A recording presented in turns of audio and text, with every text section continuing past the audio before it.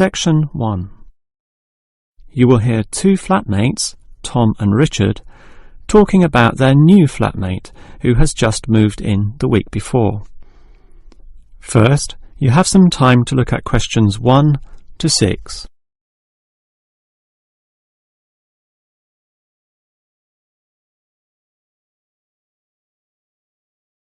You will see that there is an example that has been done for you.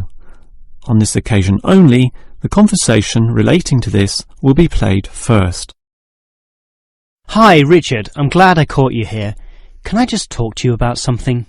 Our new flatmate, Anders, is not quite what I had hoped. I was wondering if you shared my concerns about some of his behaviour. The new tenant's name is Anders, so Anders has been written in the space. Now we shall begin.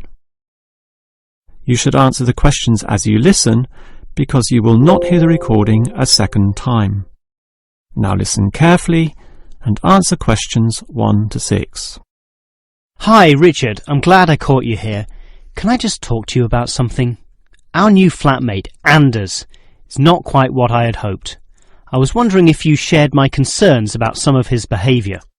Yes, Tom, I know what you mean, but we can't be entirely negative. He has good points. I mean, at least he's quiet. He doesn't play loud music all night or bother others or turn his TV up, disturbing everyone. Sure, he's quiet, but remember our last flatmate? He'd say hi to you and smile and treat everyone politely. In comparison, this new guy is very impolite. He just grunts in reply and sometimes ignores me altogether. I guess that's just his way. You know, just his character. I don't think he realises he's being impolite, and it shouldn't matter to us too much. We can just ignore him too and quietly live our own lives. But his friends are hard to ignore when they visit. I know what you mean, but how often does that happen? I rarely see them, maybe once or twice a month. If they came more often, it might be a problem, but as it is, such rare visits don't matter so much. Wouldn't you say so? Well, I'm not sure, since it's very obvious when they're here because of all the cigarette smoke in the house. It stinks up the place, and you know we don't allow smoking on the premises. Well, I've never seen them doing this. Maybe they do it outside. Perhaps we can talk to Anders about it. Always remember, though, in one respect, he's a good tenant. And it's the most important aspect. The previous flatmate would always pay the rent late. I know what you're going to say. This guy pays promptly. But there's more to being a good tenant than prompt payment. I mean, you need to turn off the TV, clean up your dishes, dress respectably, be polite, and so on. I guess what I'm saying is that basically you need to cooperate with the others, and this new guy fails significantly in this respect. Okay, I suppose you have a point there. Before you hear the rest of the conversation, you have some time to look at questions 7 to 10.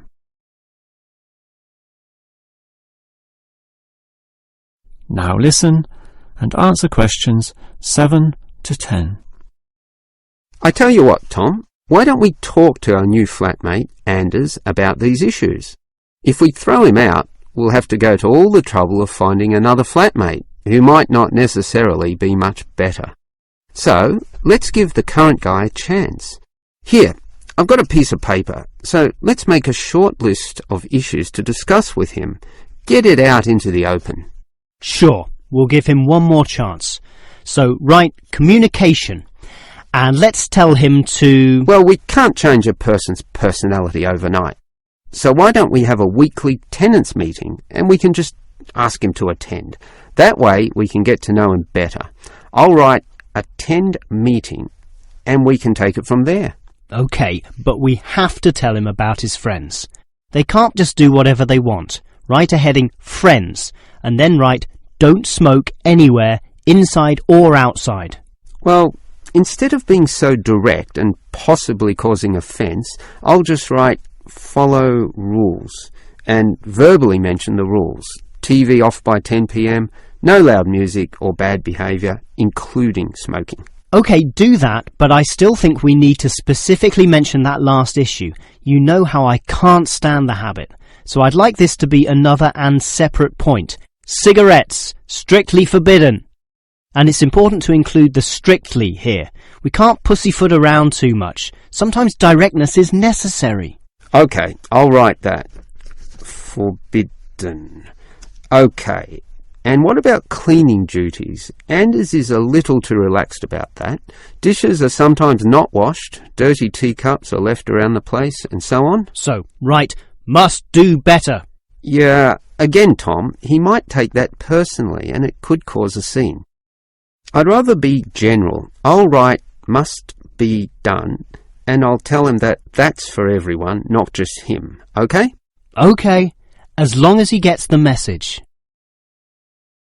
That is the end of section 1. You now have half a minute to check your answers.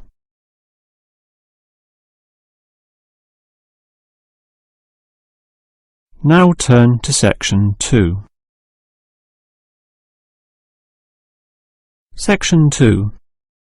You will hear a first aid officer talking to a group of factory workers about emergency first aid.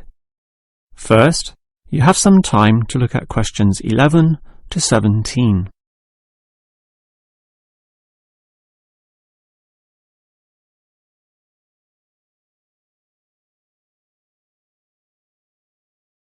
Now listen carefully and answer questions 11 to 17. Hello everyone. Now you know why I'm here. You all work in a factory, and in this environment there always remains a significant possibility of accidents happening, in which case first aid will be necessary. What is first aid?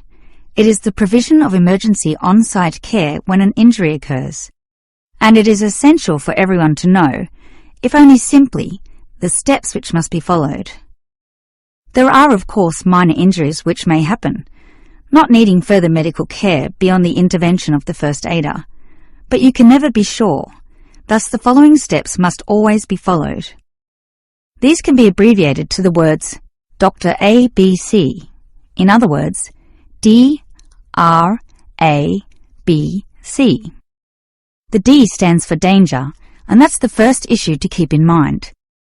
When an accident happens, immediately ascertain that the environment is safe. That, for example, nothing else will fall or break or cause accidents. If you, the first aider, are also injured, the problem is even worse. The R stands for respond. You must then ascertain the best response. Once all the danger has been eliminated and the distress calls sent out, the appropriate action is, obviously, to help the injured party. Alright, that leads to A, which stands for airway. In order to stay alive, all people need to have an open airway to allow breathing. A conscious person will automatically clear their own airway. But if unconscious, this may not happen. The brain is stopped or hindered from properly directing the body, and, obviously, in the worst case, death can result. For this reason, the injured person is normally put into the recovery position. Placed on the side, tilting the head back and ensuring that there are no blockages in the mouth. To free any such blockages, the back can be slapped or the chest compressed, allowing anything to be spat out. Now that the airway is free, check for B, or breathing.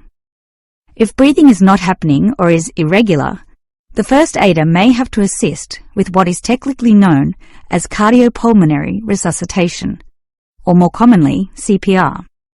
This involves breathing for the patient through mouth-to-mouth contact, while periodically massaging the heart through compressions to the chest. This combination allows blood and oxygen to flow around the body, keeping the patient alive, hopefully until medics, such as doctors, advanced first aiders or ambulance staff arrive. Before you hear the rest of the talk, you have some time to look at questions 18 to 20.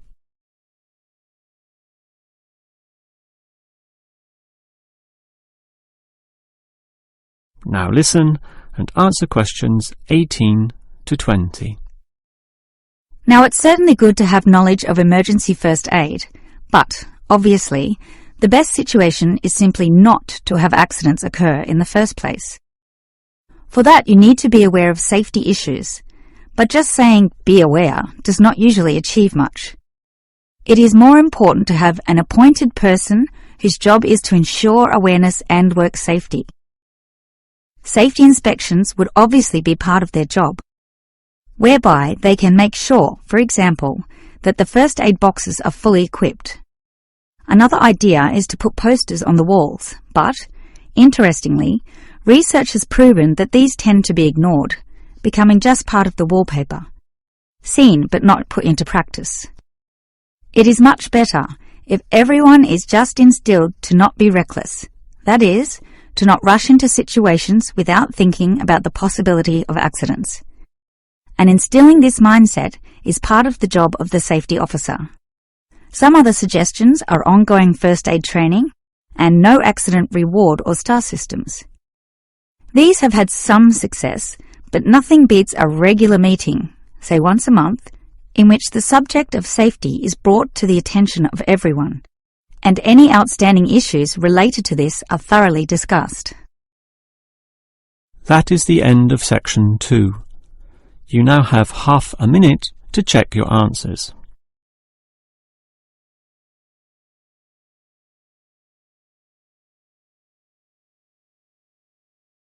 Now turn to section 3.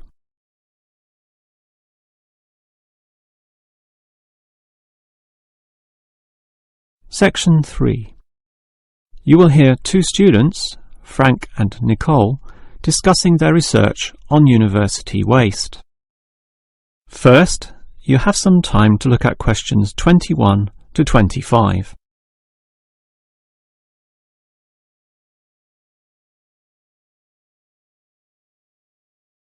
Now listen carefully and answer questions 21 to 25. Hi, Nicole. As you know, we've got to decide on the best ways this university can reduce its waste. You inspected the eastern campus and I did the western buildings. Did you do all the interviews as well? Yes, I interviewed all the staff, who made some good observations, and I interviewed some of the students. The students said little that was interesting. They don't seem to care that much. It was the cleaners, surprisingly, who revealed the most relevant facts. That's not surprising to me. They empty all the bins, so they see the waste firsthand, whereas the staff just throw things away without thinking. What item was most commonly disposed of? Well, it really depended on where I interviewed. In the cafeteria precinct, obviously paper plates and cups were thrown away all over the place. There was almost no attempt at recycling. However, across the university in general, it was paper copying that filled up most bins, far more than plastic or other forms of waste. Do people care about this, then? Well, some do, if you can believe them. I must have interviewed about 30% of customers in the cafeteria, and the results were mixed. Out of all the people I interviewed, well over half, maybe about 55% of them, were quite honest about it, telling me that they had little concern. The other fraction, 45%, were more troubled. Yes, but do they do anything about it? Surprisingly, quite a significant percentage do something, even if they aren't particularly concerned. I mean, small things. About 10% bring their own cups to the cafeteria, for example, and at least 1/3 said they use recycling bins. So, in total, it's an equal split between those who do something or those who don't. So why do so many people remain inactive, particularly over an issue they should care about more? I think they do care, and many of them are prepared to do something. Obviously, there's an element of laziness, but I'd say that it's relatively small. If they knew what to do, and if stringent systems existed, or if the importance of this was made clearer to them, I'm sure you'd see a much larger percentage of people actively working towards helping our environment. Well, there's cause for optimism at least. Before you hear the rest of the conversation, you have some time to look at questions 26 to 30.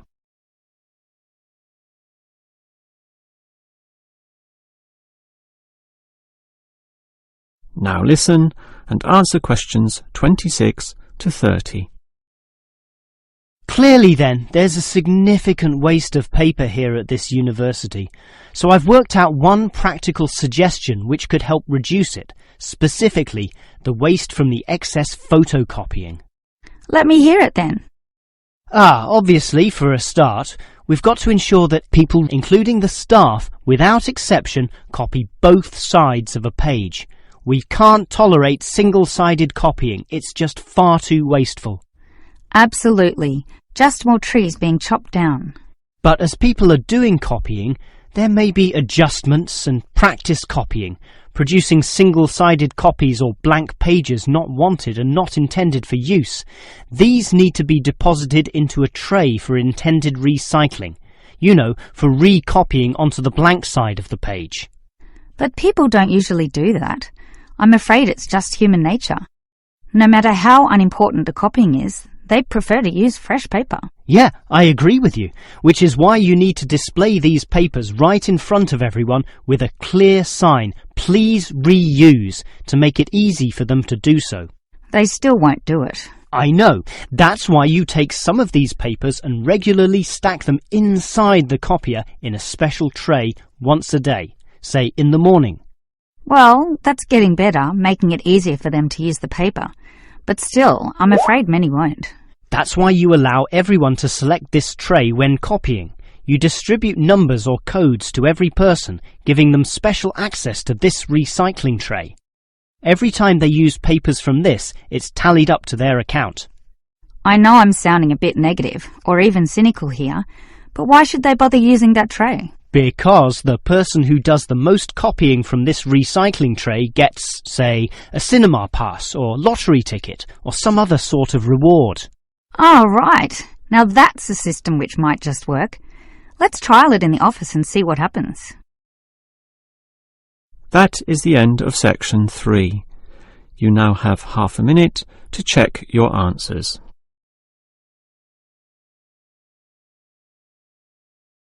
Now turn to section 4.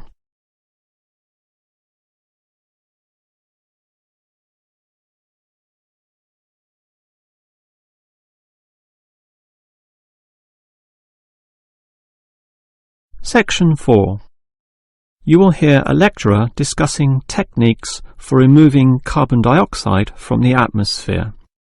First, you have some time to look at questions 31 to 33.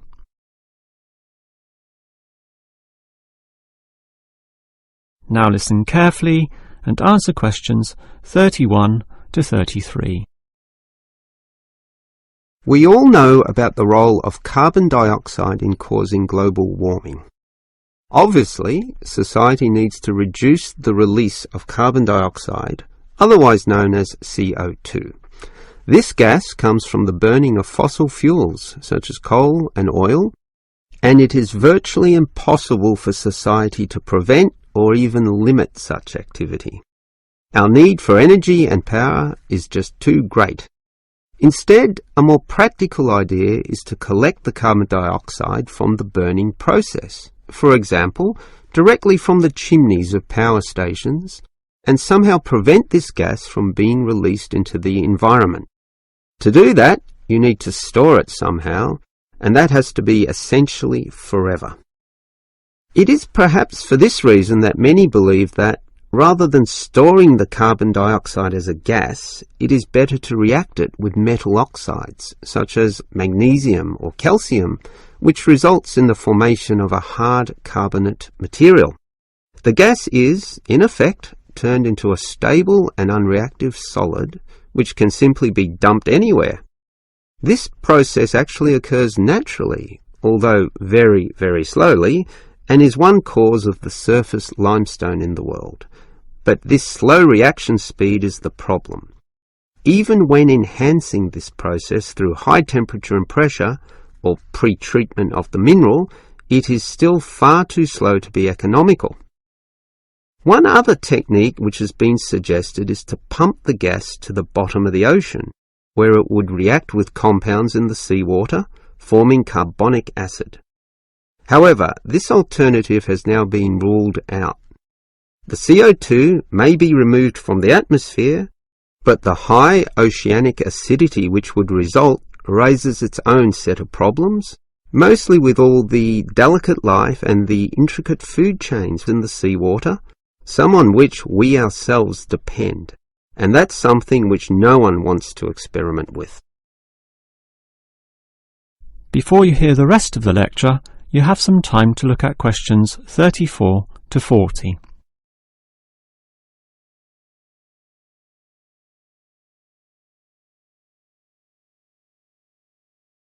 Now listen and answer questions 34 to 40. Perhaps because of the lack of alternatives, the most commonly discussed solution to the problem of disposing of carbon dioxide is to pump the gas underground, a technique known as geosequestration. In this system, the CO2, for example, could be pumped into underground pockets within depleted oil wells or disused coal tunnels. This carries, however, three serious disadvantages, namely the risk of leaks, the considerable costs involved, and finally the unproven effectiveness. Let us look at those three disadvantages in detail. Firstly, there is the risk of leaks. Although the gas would be deep and sealed over by masses of rock and earth, the huge pressures in these spaces would turn the gas into a liquid state, capable of moving through rock fissures or faults. This could allow the gas to eventually be released to the surface. Since CO2 is heavier than air, and thus pushes oxygen aside, such leaks could result in the suffocation of thousands or tens of thousands of people, certainly not a consequence to be taken lightly. Natural CO2 leakage from volcanic buildup has already witnessed such deadly events. The other problem of geosequestration is the cost. The time and effort spent on materials and construction, primarily the pipework through which the gas would travel, does not come cheaply. So, if this system were to be implemented in, say, coal-fired power plants, the extra cost would have to be paid by the electricity user, whose bills would almost double as a consequence. Few people are prepared to pay this much simply to make a small dent on the effects of global warming. And this leads to the final problem. The most basic question is whether geosequestration actually reduces global warming. The problem here is that the energy needed to create and drive the sequestration process would require approximately a quarter of a coal-fired electricity plant's output. In other words, the plant would have to burn 1/4 more of its coal just to account for the sequestration of the carbon dioxide.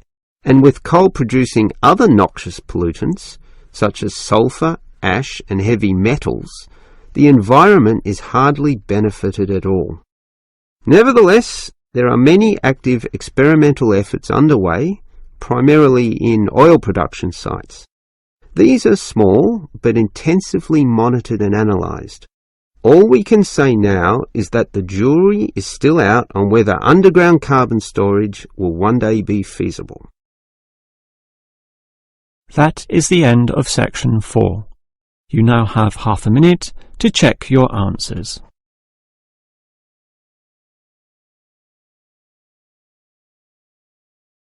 That is the end of the listening test.